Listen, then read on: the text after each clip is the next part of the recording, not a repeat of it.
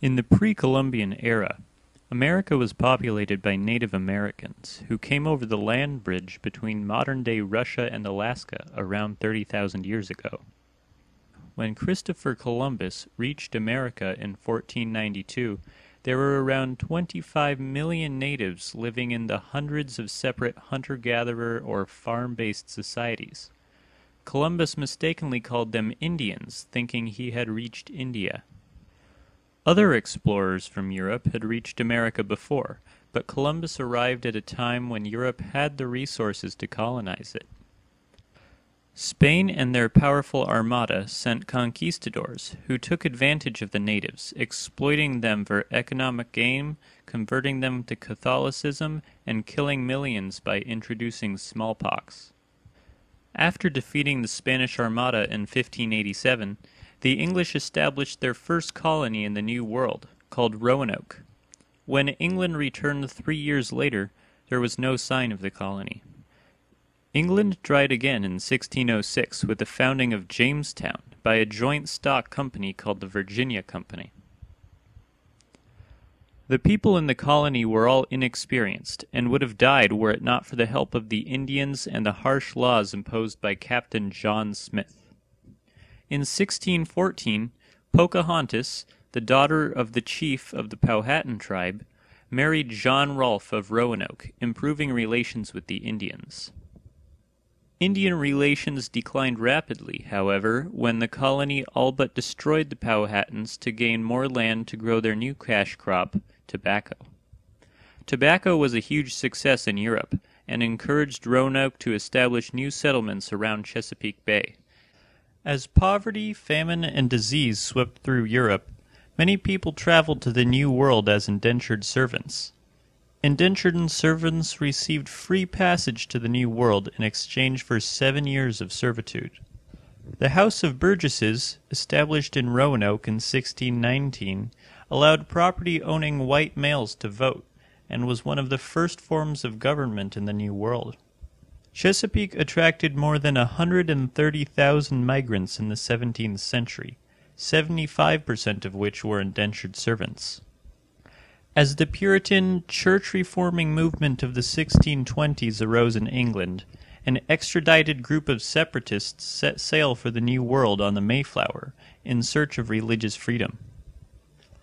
They landed and set up colony in Plymouth, Massachusetts, and signed the Mayflower Compact, an early form of a constitution. With help from the Squanto Indians, they eventually grew into the Massachusetts Bay Colony, a haven for Puritan religious exiles led by John Winthrop. Despite enduring religious persecution, the colony was very intolerant toward other religious ideas. This was exemplified by Anne Hutchinson and Roger Williams, who were forced to move to Rhode Island after teaching controversial principles, such as separation of church and state. Colonies were also established in other places around the New World. Connecticut was established after the eradication of the Pequot Indians. Maryland was given to Lord Baltimore and declared a haven of religious tolerance. New York was colonized by the Dutch as a trading post and later captured by England. New Jersey became a community of Quakers along with Pennsylvania, led by William Penn. Carolina was a proprietary colony which was split into the North and South Carolinas and turned into a royal colony. As indentured servants became less convenient and Indians were difficult to enslave, blacks became a bigger and bigger source of labor as immigrants came from the Caribbean. This established the triangular trade between America, Europe, and Africa, and spread the farming of tobacco, rice, and indigo in the South. Before 1750, the British treated the colonies with salutary neglect, giving the colonies a sense of independence that later led to the Revolutionary War. England wanted all colony exports to be routed through England as a part of mercantilism, placing tariffs on competing products. These were supported through the Navigation Acts, forcing colonists to only buy goods from England. England set up harsh courts to enforce these Navigation Acts. Colonies at the time had individual governors and legislatures modeled after the British government. After many attempts, the New England Confederation was the first successful at creating a centralized government between the colonies, though it had little power. As the piety in the colonies weakened, the Church instituted a halfway covenant, which allowed more people to join. The resulting impurity of the religion led to the Salem witch trials. Tales and rumors of witches led many suspected witches to be burned at the stake, hung, or drowned. It ended in 1693 when the governor's wife was accused of witchcraft. The governor's reasoning was backed by the emerging Enlightenment movement spilling over from Europe. Enlightenment was an age of reason and philosophy, promoting free thought and new ideas. John Locke, Sir Isaac Newton, and Benjamin Franklin were popular revolutionary thinkers, teaching new philosophies and ideas. Many new colleges were formed in the colonies, though they were mostly used to teach ministers. The Enlightenment led to many important advancements in sciences and arts, and laid the groundwork for a new government. As new thinking influenced the colonists, people wanted a more easygoing church, which led to the Great Awakening. The Great Awakening consisted of preachers who set up all over the New World to tell of the evils and consequences of sins in emotional and condescending speeches, encouraging more to join churches. As the rivalries of Europe made its way into the New World, Bacon's rebellion, led by Nathaniel Bacon, was to get England to protect farmers on the frontier against raids by Indians. The Stono Uprising was the first successful slave rebellion. After stealing guns from an armory, more than 100 slaves went on a rampage headed south. They were killed and captured before they could reach Spanish territory, but the uprising led to stricter laws governing blacks. The population of the colonies had grown 5 times its size in the period of 1700 to 1750. Most people lived near farms and rural areas, where work was separated by gender. Blacks worked on farms, mostly growing cash crops. Conditions in the cities were much worse than in the suburbs, with widespread poverty and disease. The French and Indian War, also known as the 7 Years' War, was a 9-year war starting in 1754 between the French and Huron Indians on one side and the British and Iroquois on the other. The war was an inevitable outcome of colonial expansion. The French wanted to keep the land in the area for fur trade, while the British needed it for farmland. After setting up fortified outposts around their land, George Washington led many failed attacks against the French. This led to a declaration of war by England. After the French surrendered to the might of the British Army, England gained control of much of Canada. The war, which employed many colonial troops, led to the first widespread resentment of the English, both by the colonists and the Indians. This led to Pontiac's Rebellion, a series of attacks by a group of tribes against English settlements. In response to the rebellion, England instituted the Proclamation of 1763, which prevented settlements further west. This was regarded by the colonists as unwanted interference from England. The English were forced to eradicate the Indians using controversial tactics, such as smallpox-infected blankets. This, and the cost of the 7 Years' War, raised huge debt for England, whose cost-saving measures would eventually turn the colonists against them. When England's king decided that the colonies should help pay the debt, he instituted the Sugar Act of 1764, enforcing tax on molasses. This was followed by the Currency Act, outlawing paper money in the colonies. The final straw was the Stamp Act, which put a tax on all legal papers and documents. Writers and lawyers, who were most affected by this tax, began producing pamphlets with the motto, "No taxation without representation." Protesters of the tax formed mobs and groups, mainly the Sons of Liberty, who killed tax collectors and burned government buildings. When the law finally took effect, nobody was willing to try to collect the tax. The Townshend Acts received similar responses from the colonies, only this time soldiers were sent to enforce it. Colonies had to compete with these soldiers for jobs, and were generally annoyed by them. On March 5th, 1770, a group of protesters were fired upon by the soldiers. 5 were killed. This is known as the Boston Massacre.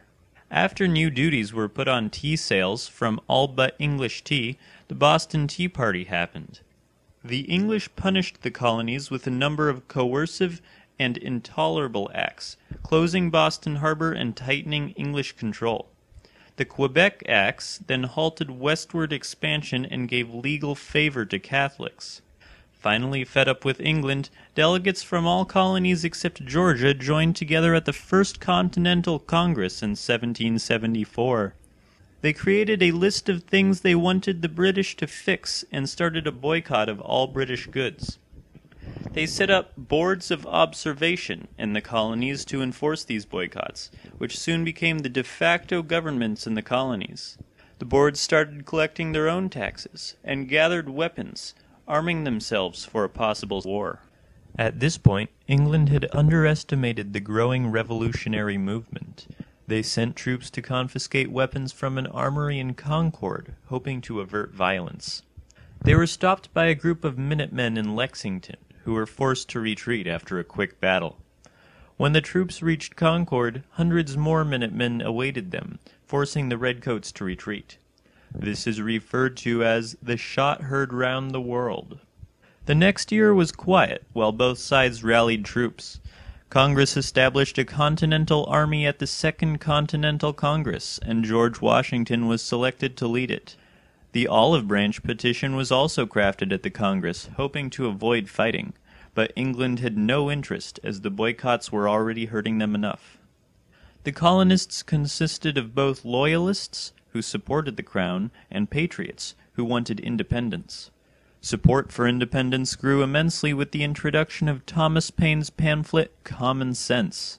This led Thomas Jefferson to write the Declaration of Independence, addressing grievances and officially kicking off the Revolutionary War. The Battle of Saratoga was the first major battle in the war won by the colonists. This battle showed the rest of the world that Americans had a chance at winning, which rallied the French to their side, who still carried resentment of the British from the French and Indian War. The British finally surrendered in October of 1781 after the battle at Yorktown. England signed the Treaty of Paris, officially making the colonies independent. The war led to increased tensions with the Indians, who fought for England during the war. It also led to a larger number of free blacks in the colonies. The war also led many women to petition for equal rights. Before the war was even over, Congress had signed the Articles of Confederation, the first national constitution. It came with the Northwest Ordinance, which outlawed slavery in some places and was the precursor to the Bill of Rights. The Articles of Confederation severely limited the powers of the government, however, which had no way to pay for the war debt as they could not impose taxes or tariffs. Shays' Rebellion further exposed these weaknesses. Anger toward the coastal elite led 1,500 farmers to go on a rampage for 6 months in protest of unfair policies. The Annapolis Convention was held to revise the Articles of Confederation, but only 5 people showed up. A larger convention was held in Philadelphia, where 55 delegates debated for days about the problems with the Articles of Confederation. The Virginia Plan, which called for an entirely new system, was blended with the New Jersey Plan, which recommended revisions in the Articles of Confederation in the Great Compromise. The result of this was the Constitution, setting up a 3-section system of checks and balances that we still use today. The Constitution was widely protested as giving the government too much power until the Bill of Rights was added in 1791. George Washington was unanimously elected by the Electoral College to be the first president of the United States. Washington knew his actions would set the precedent for future presidents, so he was extremely careful about his actions.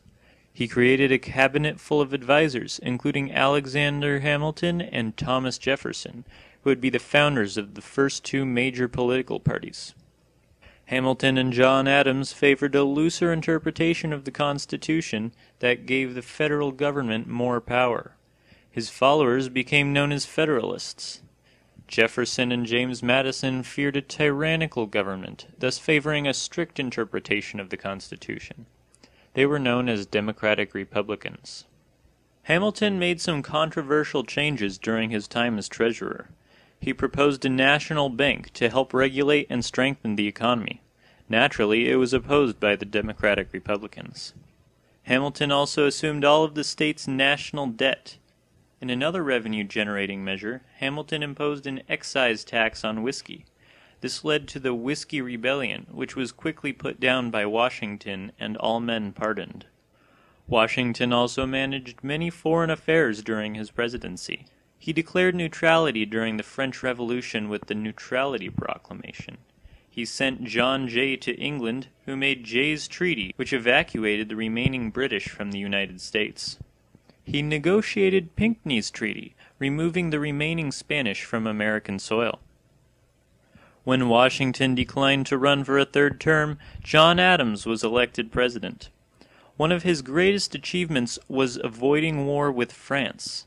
As the French started seizing American ships and sailors, he sent diplomats to negotiate a treaty, but the French demanded a huge bribe. This became known as the XYZ affair. Response from the American public was hostile, but Adams was still able to negotiate a treaty. In an attempt to destroy the Democratic Republicans, Adams passed the Alien and Sedition Acts, which jailed writers for anti-government speech. Jefferson and the Democratic Republicans quickly drafted the Virginia and Kentucky resolutions, promoting nullification, the idea that states could declare federal laws unconstitutional. These laws split the Federalist Party in two, ensuring a Democratic-Republican victory as the next president. Thomas Jefferson and Aaron Burr received the same number of votes. The House of Representatives chose Jefferson in what is known as the Revolution of 1800. It was the first large-scale shift in the power of government that did not result in violence and rioting. Jefferson started his term by pardoning all who were convicted under the Alien and Sedition Acts, and filled many government positions with Democratic Republicans, positions which Adams had appointed Federalists to in his rage of losing power in the government. Jefferson, who ignored these midnight appointments, got the government sued in the case of Marbury v. Madison, which established the principle of judicial review, where the Supreme Court could challenge the constitutionality of congressional acts. Jefferson also completed the Louisiana Purchase, buying New Orleans from the French in order to ensure the ease of trade in the region. This effectively doubled the size of the United States. Jefferson sent Lewis and Clark on a mission to explore the land and investigate the possibility of expanding. During Jefferson's second term, the U.S. got caught up in the War of 1812. England and France began to capture and enlist American ships and sailors in an attempt to gain more troops for their war. Knowing America couldn't fight either at the time, Jefferson started a boycott with the Embargo Act while simultaneously building the Navy. This caused economic disaster in the North that was partially mended by the Non-Intercourse Act, reallowing most trade. As Jefferson's term ended, he endorsed James Madison, who won the presidency. England continued to attack American ships, however, and Madison was forced to declare war, under pressure from pro-war groups such as the War Hawks, led by John C. Calhoun and Henry Clay. The United States was able to fight off the English in most battles until British soldiers captured the capital in 1814 and set fire to the White House. The war ended abruptly when the Treaty of Ghent was established. Blockades of American shipping forced the North to establish factories to make their own products, spurring American manufacturing. Subjected to hatred due to their opposition of the war, the Federalist Party disintegrated, leaving only one political party in the United States. This period of unity is referred to as the Era of Good Feelings. This era was marked by expansion in all sectors, including the acquisition of Florida in 1819 with the Adams-Onis Treaty, drafted by John Quincy Adams. The U.S. also told everyone about their Monroe Doctrine, which told everyone else not to mess with us. The era came to an abrupt end with the Panic of 1819, when the overspending of Americans finally caught up with them, leaving many foreclosed businesses and poverty-stricken people in its wake. This period also caused much debate over the future of slavery in the colonies. Admitting new states to the Union could upset the equal balance of free and slave states. The first state to experience this debate was Missouri. Henry Clay reached the Missouri Compromise, which admitted Missouri as a slave state, but split Maine off from Massachusetts and admitted them as a free state. The next president of the United States was John Quincy Adams, son of John Adams. He was accused of a corrupt bargain when he appointed Henry Clay as Secretary of State after Clay helped him win the presidency. Adams' Federalist views clashed with the Republican views of the rest of Congress, not allowing him to do much. During Adams' presidency, Andrew Jackson was rallying support for his campaign, which would later evolve into the Democratic Party. Their campaign against Adams in 1828 was a harsh one, with each candidate slandering the other. When Jackson won by a landslide, he appointed many of his supporters, which established the spoils system, or the trading of jobs for political favors. Jacksonian democracy envisioned a society controlled by human farmers. This vision made him the first president of the people, as it was also the first time that all white males could vote, not just landowners.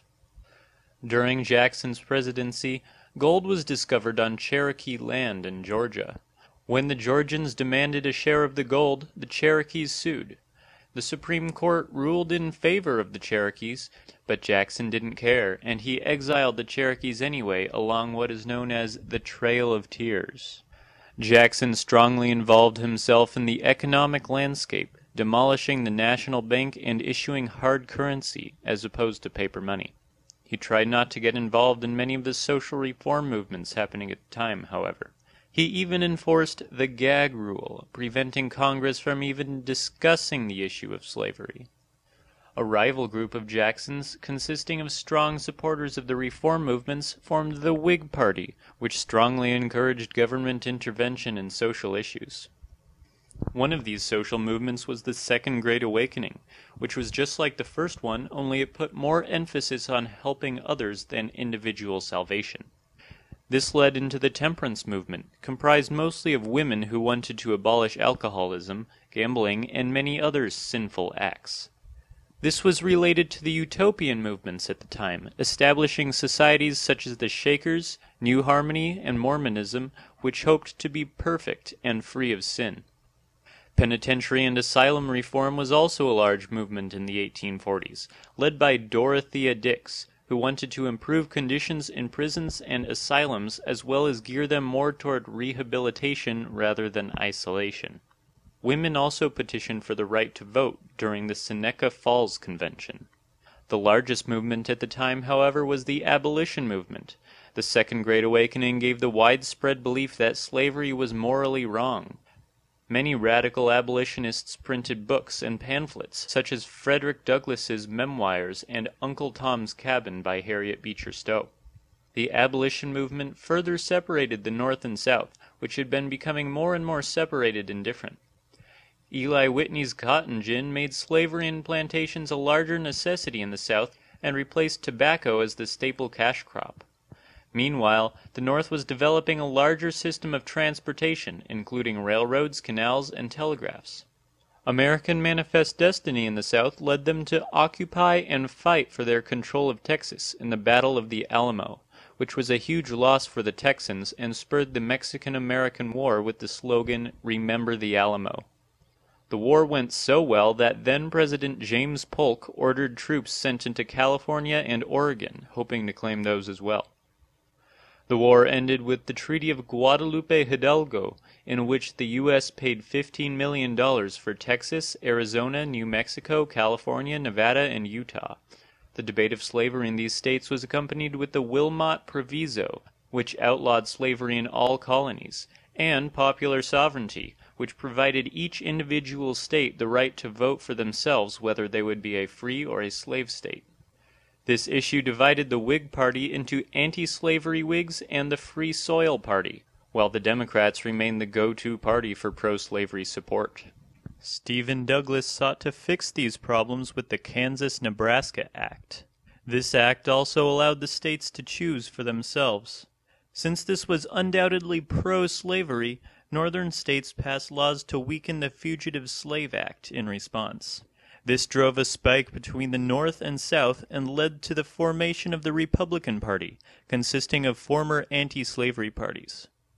Another party, the Know-Nothings, also appeared during this time. They had strong anti-foreigner views, hating especially on the Irish. The debate over slavery in the territories also led to widespread violence in Kansas, killing more than 200 people. This is known as Bleeding Kansas. John Brown's raid of Harper's Ferry also took place around this time, capturing an armory and hoping to start a slave revolt. Stephen Douglas sought to fix these problems with the Kansas-Nebraska Act. This act also allowed the states to choose for themselves. Since this was undoubtedly pro-slavery, northern states passed laws to weaken the Fugitive Slave Act in response. This drove a spike between the North and South and led to the formation of the Republican Party, consisting of former anti-slavery parties. Another party, the Know-Nothings, also appeared during this time. They had strong anti-foreigner views, hating especially on the Irish. The debate over slavery in the territories also led to widespread violence in Kansas, killing more than 200 people. This is known as Bleeding Kansas. John Brown's raid of Harper's Ferry also took place around this time, capturing an army and hoping to start a slave revolt. The fighting spread to the White House when Congressman Andrew Butler beat abolitionist Charles Sumner with a cane. Tensions further escalated with the case of Dred Scott, who sued for his freedom when his owner temporarily brought him into the North. Scott lost the case when the Supreme Court ruled that blacks could never be citizens, and as such could not sue. All of these pro-South decisions fueled a suspicion called slave power, the fear that the government could be controlled by a small group of rich Southerners. These fears led into the Lincoln-Douglas debates, a series of heated debates between Abraham Lincoln and Stephen Douglas, in which Lincoln won and gained a seat in the Senate. Lincoln continued on to win the presidency in 1860 against the regionally split Democratic Party. 3 months before he was inaugurated, however, the Southern states decided to split off from the Union and form the Confederate States of America, while a few border states stayed. The war was not entirely about slavery, with Lincoln mentioning that he would end the war without abolishing slavery if he could, being careful not to scare the border states away. Jefferson Davis quickly took control in the South, reorganizing their infrastructure to prepare for war and make up what they had lost in seceding. This expansion caused massive inflation, putting many people in poverty. He also imposed a military draft. In the North, the war led to massive economic growth and development, as Lincoln also introduced national currency. In 1682 and 4, Lincoln came up with the Emancipation Proclamation and the 13th Amendment, freeing all slaves in the South. Though no Southerners would comply with this, it allowed the army to free slaves as they traversed the South. Lincoln defeated his former rival George McClellan in the election of 1864. The war took a turn in favor of the North with a series of victories and Sherman's March, which destroyed everything in its path and devastated the South. The Confederacy was forced to surrender in April of 1865, and Lincoln was assassinated 5 days later by John Wilkes Booth. I'm Corlin Palmer, and you just learned history 6 million times faster than it would have taken to experience it firsthand. Now give me an A.